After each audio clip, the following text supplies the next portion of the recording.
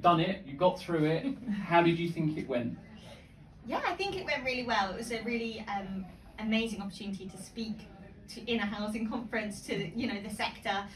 It's kind of my first time doing it, and so yeah, I'm really proud of how it went. Yeah. Thank you. Similar to Lizzie, I'm honestly blown away by the quality of everyone's responses, and it was such a fantastic opportunity to be able to come down to London and say our piece. I would say the first feeling I'm feeling right now is just relief that all of that hard work, all that research really paid off for everybody. It showed. I feel really accomplished. I think everyone here should do as well. Yeah, I think the whole process has been amazing. It's been really, really lovely to meet everyone else and work with them, but also it's been such good professional development, and also just little things that I didn't know I maybe needed to develop, like speaking in public. But yeah, it's been a little bit like an episode of The Apprentice, so I do echo Kai's sentiment that I'm relieved that it's over. Yeah, same.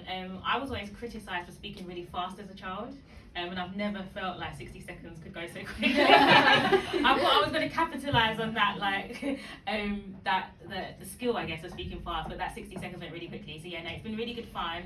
It's been tough, actually. It's been a tough process, but yeah, feeling excited to be at the end of it.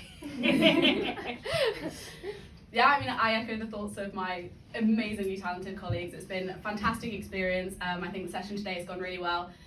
There's that old adage, you learn something new every day. I feel like today I've learned at least 7 and it's only the morning. And throughout this whole process, learned even more than that. So it's been an absolutely incredible learning curve. That's brilliant, guys. Now then, I'm going to put you on the spot. Did you agree with the statements that you had to defend in the debate?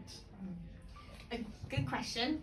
So I had the statement about the Amazon, and actually when I started off my journey, I definitely disagreed because I like to take a stand against Amazon.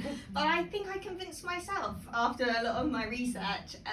So I think that there's definitely something there, some magic there that we might need to just steal, maybe amend a little bit. But I think it could work for us. Yeah.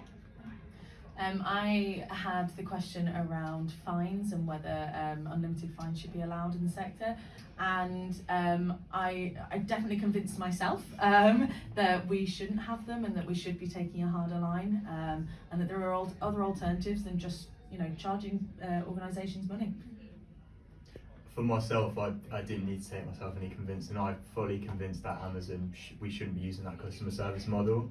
From my 5 years in the social housing sector, from seeing customers and speaking to customers, I know we need to be into communities, we need to be supporting them, we need to be showing active listening and really adapting to what they really need.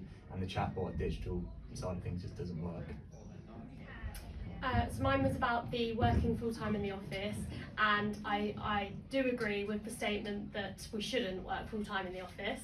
I think any rigid working model just isn't great, and I just think flexibility is key. So yeah, I'm kind of in the middle. I think prior to this morning, I was definitely a flexible working, we need hybrid. But after doing I think I've convinced myself a little bit. And just listening to the volume of the crisis today and feeling the need of us to really just need to knuckle down, I do think there is some value in us kind of coming back together, whether that's full-time or permanently. What that looks like, I think it needs to be ironed out. But I do feel like there is a real need for human interaction to solve the crisis, and we've heard so much about it this morning. So yeah, I'm upset that I've kind of convinced myself a little bit because I do love my benefits of working from home, but there is something in it there.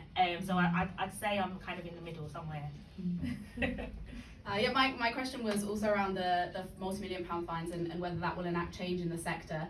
And whilst I very much believe that for now, I think my overall attitude on it really depends on scale. I think the world we live in, the society that we live in right now is set up to make finance the leverage for change in that way.